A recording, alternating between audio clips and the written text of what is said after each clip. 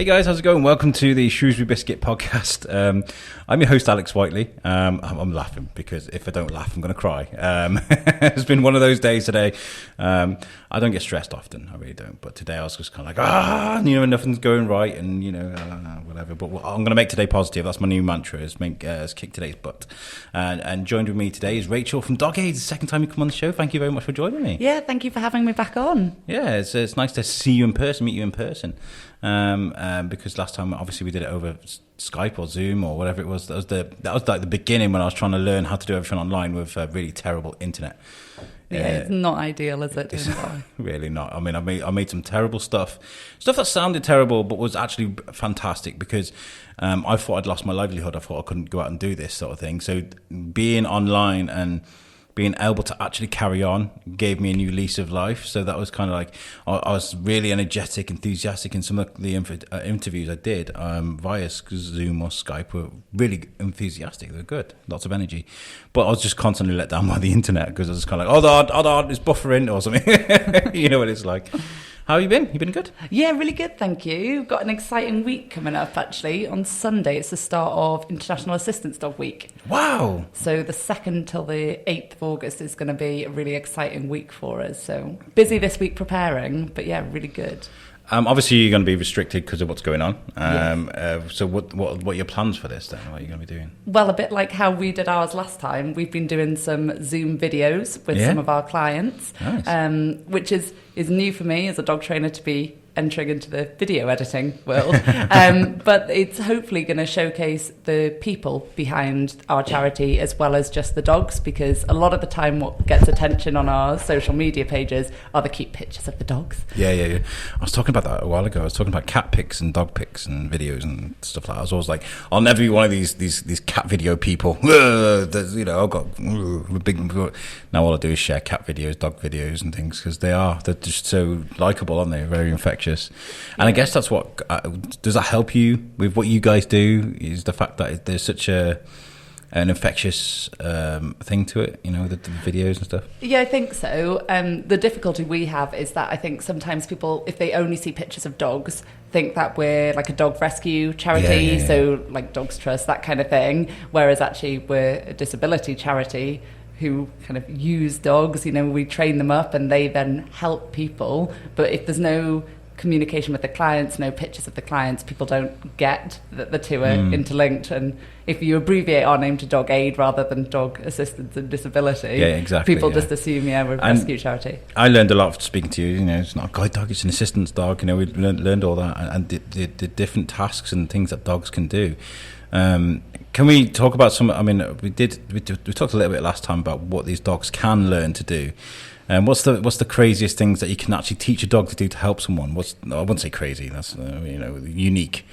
Yeah, I think probably the most exciting one we've had during lockdown has been there's a gentleman who's got a lovely, very excitable spaniel, and he's managed to train his dog to collect pieces of paper off the printer and bring them to him without the paper being damaged. And when you've got a very exciting, wiggly spaniel who wants to kind of grab hold of it and run around the house with it because they're so proud, it took a little bit of refining with the training to get the paper to still be intact. But yeah, now printing out things left, right and centre and the dog goes and collects it, which is amazing. That's amazing, I love that.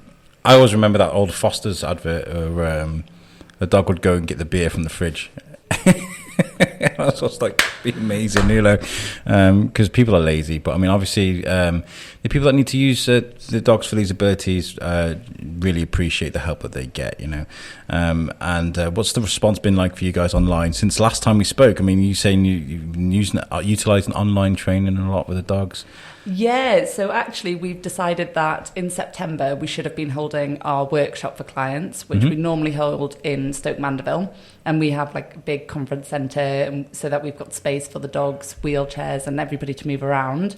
We're moving that online and having our first ever Dog Aid online client workshop in September. Wow. Yeah, so it's taking a little bit of planning, but again, we're going to be using Zoom, and we've got 4 fantastic dog trainers who are going to run dedicated sessions on different aspects of assistance dog training, which will then hopefully have over 100 of our clients joining in and watching those. and then they can go away, practice what we've shown them in those little training sessions, and then the next day they're going to come back and share their videos, and we're going to have like a discussion and feedback on the progress they've made on the next day. So. That's really cool. I like that. I mean, we come up with an idea with the other show that you suck. We do like a show live once a week, and my co-host for that show is American. And I saw this video of a woman doing like a weather forecast. She was pointing, but as she was moving a finger around the UK, she was changing her accents. She was going all the way around and changing her accent. I thought, that's amazing. So I said to Tom, what we need to do is you need to go away.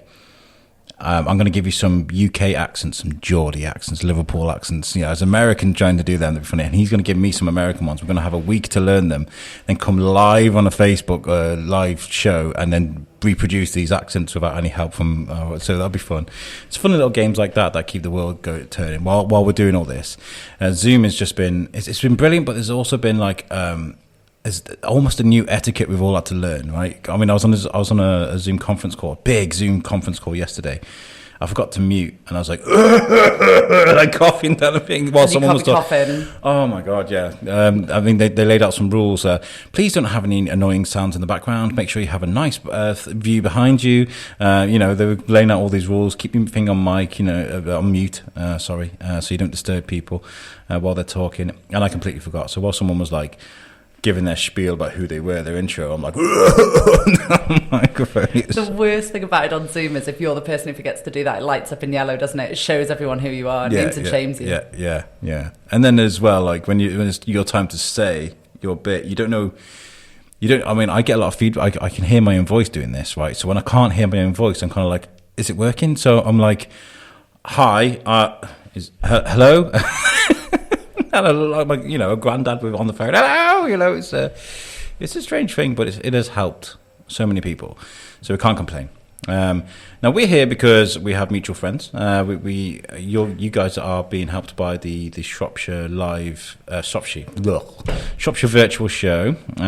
And what happened there? How did you guys get introduced? Yeah, so we were quite excited, really. We just had an email through saying that there was this event that was going to happen, and would we like to have a Zoom call to find out more about it. So myself and a couple of the trustees had the Zoom call, found out what was planned for the Shropshire Virtual Show, and then basically had to kind of sell ourselves as a charity and what we could provide to the event. So what kind of aspects we could help with, which obviously for us it was quite an easy choice that we took kind of ownership of the dog show aspect.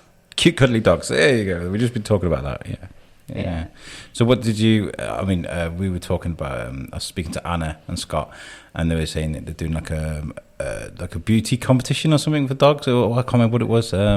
What is it you're doing? Yeah, so it's a virtual dog show, like an online dog show, and there's 11 different categories. Some of them are the more traditional, like the prettiest bitch and handsome boy and all of those things, and then we've got some COVID related ones, so the best COVID haircut, and that can be human or dog, because there's been some interesting ones for both, I think, that we've all seen on social media. I've never felt so lucky to be follically challenged in my life, and I've just been like, hey, look at me, it's been so, yeah. What else have you got going? So it's COVID haircut, lockdown office companion, because there's been a lot of dogs who've had to adapt to being in home and being quiet on Zoom calls when they're probably not used to having their owner in important meetings on Zoom and Skype. So there's been some great pictures of dogs kind of head on the laptop and things like that. So you're going to be doing that. You guys are recording virtually, I take it. Have you had a lot of feedback, people sending in new videos and pictures? Yeah, the dog show's been the most kind of entries we've had so far into that one, but there's lots of other virtual competitions as well, like the Gardens and Shropshire's Got Talent. But the dog show's going really well, getting loads of entries through, and people just upload them on the website. So we've had a bit of a sneaky peek, but I'm not judging, so I'm allowed to have a look. Is this a lot of work for you guys, or does it just come naturally with your community anyway? If you just like literally write a post, we need your videos, bam, or do you guys have to have a lot of hands on with it? For me, I don't find it kind of any extra work because I really enjoy it. Yeah. So trying to get people to enter the dog show and we've been putting up kind of nice pictures of the dog aid qualified dogs showing off their waggiest tail and then encouraging people to kind of beat it. Can their dog send a video in with its waggier tail than our dogs? So yeah, it's not been too much hard work, but it's been really good fun. And I think the nice thing is kind of all the charities having regular communication and sharing ideas. And for a small charity like ourselves, it is really beneficial to get those skills from the other charities as well, which has been really nice. Yeah. The other charities, everyone's got their own little sort of different area of expertise, haven't they? I think it's so nice when you get someone that wants to do so much for so many people and spread it out a bit as far as they can get it. 5 charities is quite a lot of work, but I think the feedback from the festival, explains to me that there is a lot of people that want to help as well. They want to take part in this, and I think like if you're going to take part in this free festival, the least you can do is like dip your hand in your pocket and help out. Donate some money. Have you worked with any of these charities before? No, I haven't actually. I haven't. But it's I think helping us form links together and show how although we work in different ways and we support people for different reasons, actually there is a lot of common ground, and moving forward doing joint things is going to be a really, really good help to all the charities. I mean, why do people donate to a charity? Is it because they have an emotional tie to it, or is it because it's just the nearest charity shop or event or charity near to them? I mean, what in your experience, is it people that have been affected by what dog aid is used for that really help you guys, or just, Yeah, I mean, our charity, although it's small, is across the whole of the UK, and our supporters tend to be kind of the families and friends of the clients who've had a dog that's been trained and supported by Dog Aid, who have then obviously seen the benefits it's had on that person's life, the independence it's given them, and then they tend to be the ones who do these amazing challenges and things to fundraise for us. But yeah, I think for some people it's the draw to the animal, whether it's the horses at the Cavalier Centre, or the dogs for us. But for other people, it's also the disability that the person has. So we had an article recently with the MS Society, and one of our clients very kindly helped them with an article about her condition and how her dogs helped her. And we've actually had more people kind of with that condition getting in touch with us and saying, I hadn't thought of having my dog trained to help me, and I think it's amazing what you've done, and can I get on board? So sometimes it's the actual condition the person's kind of got to deal with, or other times it's the dog. It's nice. I mean, there's so much trouble in the world right now. People have lost their jobs, their livelihoods, things like that. Have you guys noticed a drop in sort of revenue, or with people being at home more? Maybe, I don't know. Has it affected you much? Yeah, definitely, because a large amount of the way that Dog Aid has generated income previously has been from big events. So just before lockdown, actually, we were at Crufts. And that's one of our biggest events each year, where we go and we have a stand, we sell things, we raise awareness, we get trainers on board to help us to train more dogs up to be assistance dogs. But even then, before lockdown, obviously all of this was brewing in the background, wasn't it? And there was less people at Crufts, noticeably less people this year.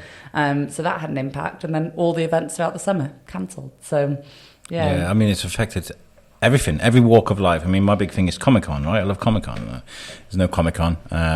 There is, but they're talking about movies that have been, they're like, because all the movies have been put back, right, a year. They're going to wait till cinemas can reopen again. So they're like, we've got nothing new to talk about, but here's some cool toys that we've made. Let's make some money somehow. Nobody can go and, I mean, a Comic-Con isn't like, it's not the most glamorous place. I mean, I usually go to work at the press. Lots of people all crowded in. It just couldn't happen. Couldn't happen with COVID-19. And it's the same with the cinemas. It's the same with festivals, things like that. Do you miss it? Do you miss being able to get out there? I mean, before COVID-19, did you do a lot of meetups, like summer fates, things like that? Yeah, and that is the thing for us. Is it's been a big leap, I think, for our charity to get kind of content online to showcase what our dogs can do and how amazing they are. And actually even that is difficult when you don't have the footage and everything already. Like we've been doing for next week for the assistance dog week, having to do those videos over Zoom, that in itself, the camera quality on a laptop isn't as good as if you were there with real recording equipment and things. So, much harder for us to showcase the amazing things that our dogs can do to help people.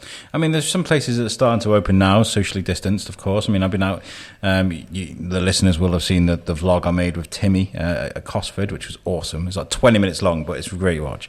And we've been to the Shropshire driving events that Beth Eve has been doing. They've been amazing. Other places that you've been able to recommend people for that use your charity to go take the dogs for a walk? Not quite yet. Yeah, so a large amount of our clients are shielding. Of course, you said that last time. Yeah, so for a lot of them, they're shielding up until, the next couple of days, really. A lot of them have been advised from the 1st of August.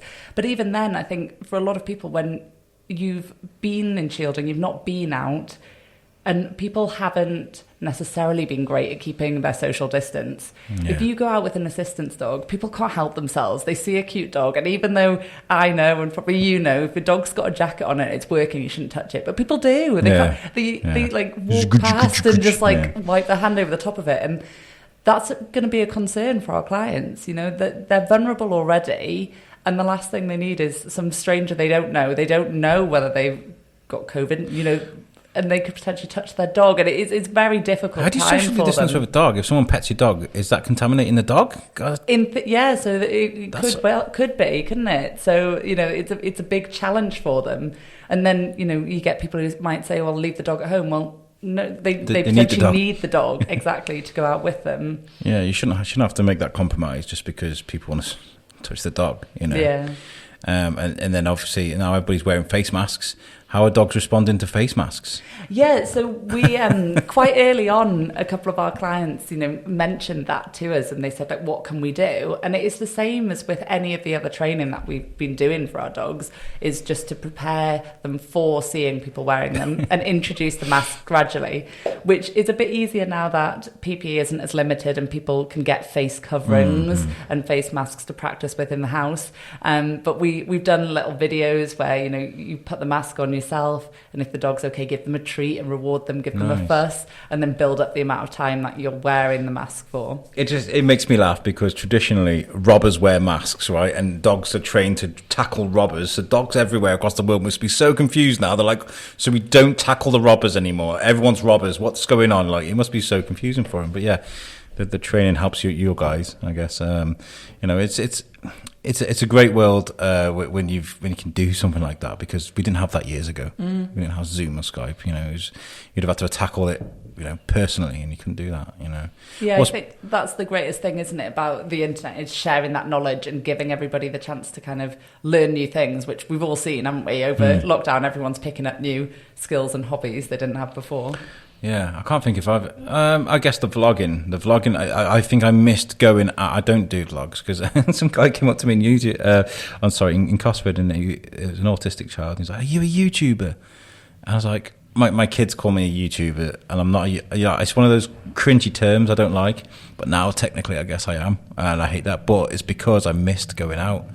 I missed going places with my little boy, So I wanted to document places around Shropshire, around Shrewsbury, but that are safe. To take the kids out for everybody else that wants to know. In the summer holidays, it's good to know, But you're right, we didn't have that. What's been the biggest challenges for you guys right up to now? Sorry, I kind of just here's a really loaded question, bam!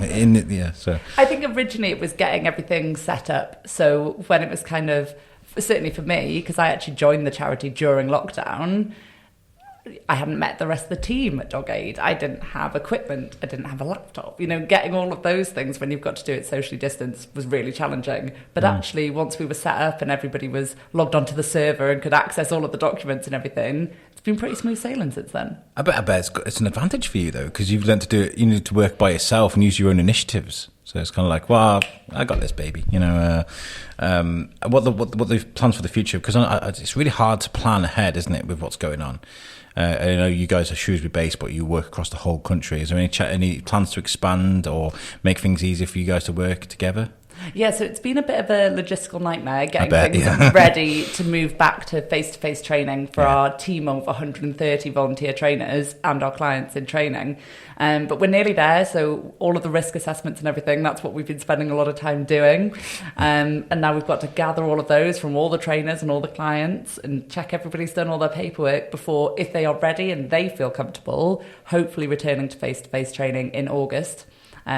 So for some of them, hopefully, they're going to get to start making some progress towards their really important assistance dog status. So yeah, I mean, it's got to be difficult, but you said to me, if you don't smile, if you don't smile, if you don't laugh about it, you'll cry. That's it. Yeah.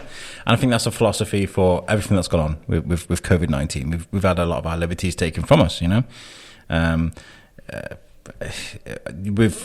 what people don't realise is the folks that are attached to you guys haven't had as many liberties as people normally anyway, you know. So it's another smack in the face for them. I guess it's been a terrible effect for them, right? The COVID-19, having their independence taken away from them even more. You know. It's so restricted. Sorry, that was a right ramble. That was no, not at all. I think for some of them it has been just so restricting, because especially if they live on their own and it's just them and their dog and they've been told they're shielding, they can't go out. So then they've been those people who've had the added difficulty of having to find people in the local community to help bring them food and leave it on the doorstep. And the social isolation aspect of it, as I think for most people, has been the most challenging. As the community sort of rallied round to help people out, or across the country, has there been like a good pool of people that have helped your folks? Yeah, so certain areas have been fantastic. Certain local kind of communities have had lists of local people who will take parcels to the post office for you, collect your shopping, get your prescription, all of those things, which have been, even walking the dogs. There's some fantastic charities. I don't know if you've heard of the Cinnamon Trust. No, I haven't. So the Cinnamon Trust are a team of volunteers all across the UK who just walk people's dogs for them. So if people aren't well, they can have like a regular person who goes in, the dog can then form a bond with them, and they can take the dog out and walk the dog for the person while they're unwell. And they've been so integral for some of our clients who've not been able to go out. They can put the dog in the hall, shut the door, and then the volunteer just opens the front door and collects the dog, use their own leads. There was no risk of contamination or anything. So the dog's still got their exercise, and it's just a bit of peace of mind then, isn't it? They're not worrying about, has my dog not had any exercise? I bet if Julie was here, she'd be like, how did you not know about that? Because she runs her own dog walking company, Fox and Hounds. If you need a dog walking company, make sure you check her out. She would have been here today, but she's like, I walk at 11 o'clock. I can't. So the fact that people do that for free and help people out is fantastic, because it has been a worry for me, not a worry but a concern. I've been kind of like, how people that can't get around much anyway and don't have like a huge a circle of people around them, how have they been coping during this? Because I've been lucky in the fact that I can go to work back into, I've been able to carry on. I've got the podcasts and the show and everything's been moving. But for people that have been sat on their own and all of a sudden they can't go out, they can't go to the supermarket, or they can't go because they're shielding, it must be terrible. Yeah, it's just one of those things. I mean, me and Maggie Love, local hero of ours, we were recording an audio guided tour outside Old St. Chad's. If you're moving around here, you'll get to look at these places. They're amazing. And there was this gentleman, and he was sat on the bench, and he was just like, he just really wanted to talk. We were like kind of mid-segment. Maggie had the microphone in her hands. I'm holding the machine, and he's just talking. But there's something nice about being able to let someone offload, because he's probably been at home all day. Have this kind of empathy, these worries about people. The show that's coming up on the 22nd of August is going to be a lot of fun. I want to say a huge thank you to the guys for putting that together, because giving you guys a bit of a help. Have you guys been able to get involved with other shows around the Shropshire or the UK, or is this the only one you're doing? This is the only one we've been involved with, yeah. So we're really grateful for the opportunity. Yeah, is it giving you guys, maybe we could do this? Yes, definitely. Yeah. You can see how excited some of the team are getting. Yes, and they want to get involved in more and more things. So yeah. Well, this is slightly inappropriate. Well, I was thinking about the members only type thing that's been going on in the press lately, right? Instagram girls make people pay to be in their members only, whatever. You should do that with the dogs. You should have their own Instagram account where they pay to be part of follow the dog, because I know Instagram's dogs do really well. They do. There's lots of dogs that make some money for charity. I don't know. Well, we're hoping. We're working on something this week, and one of the volunteers who's a little bit cooler and younger and trendier than I am, who understands the working of the app TikTok, is putting something together for us with the dogs in, which we hope will be a big success. Yeah, another social media that's older people are trying to avoid. I mean, I don't want to be doing the dancing and stuff. I'm not going to be doing that, but I have made some cool stuff with TikTok. I've made some. You're not going to see me dancing and stuff. My friend's Lucy Orchard, but shout out to Lucy. She's a up and coming stand up comedian, and she all of her peers are like, you need to get on TikTok. It's a revolution, and she's just like, no, I don't want to do it because it's kind of cringy. But yeah, I'm really looking forward to what's going to be happening on the 22nd. I'm really sorry that this episode has been as it has been. Usually I come with notes and I'm preparation, but I spent 40 minutes running. I can't say too much on the microphone, but I think it's a plan as much as I normally do. But is there anything you would like to say to your community and to the people that are around you? Any messages you got for people? Just really to join in with us on the Shropshire Virtual Show on the 22nd. So actually, log on to their computers and get involved, because, before then, up until the 10th of August, you can submit your entries, and then you can kind of have your little moment to shine, really. So if you've learned a new skill or a new talent during lockdown, certainly if you've learned a new musical instrument, get involved and upload your videos, be part of Shropshire's Got Talent. Let us see what you've been doing, because then on the 22nd, all of your friends, all of your family, whether they're in Shropshire or not, even if they're not in the UK, they can log on and they can see your performance. And it's a really good opportunity to just showcase all the amazing things that if anything, it's a bigger audience, because if you think about, you're doing a community hall somewhere, you got like 20, 30 people in the audience. This could potentially go to thousands, people. Hopefully. So yeah, there was mentioned by me via email just to kind of push the Shropshire's Got Talent thing, because we'd like to see your videos. I also remember, is it Afterlife with Ricky Gervais on Netflix, with the kid that plays the recorders with his nostrils? If you can play the recorder with your nostrils, get in touch. We want to hear from you. I definitely want to see those videos. Please send those in. If you go to the website, if you go to Shropshire, literally ShropshireVirtualShow.com, it's an amazingly beautiful website, and there's lots of options for you there. And it says here, as I've logged in now, attention, all competitions are now open for entry. So get in, go to the website, take a look, and you can see all of the charities here. So you've got the Cavalier Centre, Friends at the Heart of RJH, the Movement Centre, Dog Aid, and Shropshire RCC, all these amazing charities that are being helped. And it says here we're aiming to raise £40,000.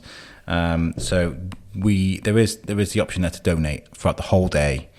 I think you can donate now still. You can, yeah. So when you upload your entries, if you enter any of the competitions, be it to show off the amazing garden you've worked on, or your dog, your crazy lockdown haircut, it's just by donation. There's no set amount. So just pop your details in, and if you can give £1, if you can give £10, whatever it is, it'll help us raise a lot of money for those charities. Yeah, it's good. I know people are hard up at the moment, but you got to think of people that are struggling more than you. And this is what I was talking about earlier, about the empathy that I have about other people. I'm really looking forward to it. We've been asked to kind of present the whole show throughout the day, which is going to be fun. I say present. We'll have our own little biscuit tent. They're calling it like our own little virtual space. We'll be at the Cavalier Centre. We'll have a studio set up, and we'll be speaking to a lot of people that performed. I want to get the Dirty Rockin' Scoundrels on, because this is another strange event for them. They were at the drive-in festival, which was very odd, because I was explaining to you that instead of a crowd of a couple of hundred people clapping and cheering, they had cars honking at them. It was a strange experience for them, and now they're doing a virtual show. So I'd love to speak to them about their experiences, and it's going to be a lot of fun. It's going to be different for us, because Anna's asked us to introduce bands on stage, which I've never done before. Which is exciting, though. Very exciting. Shrewsbury! There's nobody there to cheer. We'll be cheering you on via Instagram. We'll be watching the live stream. Are you going to be watching it? How? Yeah, I was going to say, how are your people going to be? The people involved with you guys. Have you had any people making big, elaborate plans to enjoy this show? Well, I know a couple of the dogs I've been working with virtually on Zoom and doing their training. I know they've already entered the dog show, so we'll have to wait and we'll be watching and see if they win, see if they get any of the prizes. But yeah, we're going to be down there as well at the Cavalier Centre, streaming it live on our socials. So hopefully, whether our clients are in Shropshire or beyond, they can sit at home and watch what's going on as well. Well, if anybody taking part in the show sees any of us biscuiteers roaming around, I think there's about 4 of us coming. I don't, possibly 3 or 4. I'm going to try and I need to try and sort out some t-shirts because I have a problem with. If anybody wants to make us some t-shirts, by the way, get in touch. I'm looking for a local distributor because I use TeePublic normally because I love their print. This one is a really old one. This t-shirt I'm wearing, an old Thorskin t-shirt, and it's beautiful and it's never faded. So I like them, but they've got distribution problem at the moment. So I'm gonna have to find someone new. Oh. If you see any of the Biscuiteers, come say hello. We like that. We like when people come say hi to us. I look forward to seeing you guys at the show at the Cavalier Centre. It's going to be really good. Tell people where they can find you and if they wanted to donate or get involved with what you guys get up to. Yeah, so we're on all of the socials just at Dog Aid. Yeah. And then our website is just dogaid.org.uk and you can donate through the website via PayPal as well. Fantastic. And to the listeners, I do want to apologise. This episode, my episode, they don't... Ooh, my podcasts don't usually sound this bad, but it's been a hell of a morning. But I'm going to flip it on its head. I'm going to have a great day. I've got lots of great things planned today. But thank you for sitting through this. But you've been a fantastic guest again. Thank you so much for coming in to see me. Thank you for having me. No, it's been great to chat to you. We're going to get around and speak to. I think we've got interviews lined up for all the charities that are getting involved with this. So I'm really looking forward to speaking to everyone. But yeah, if you could go to ShropshireVirtualShow.com again, make sure you check out the website. Make some plans, get some food in, get some drinks in, wheel the TV out into the garden. I don't know if it's a nice day. Make it definitely just, in the evening. That's the best thing to do. All the live music in the evening. Have a barbecue, have a couple of drinks. Yeah, get a projector, put up against the side of the house.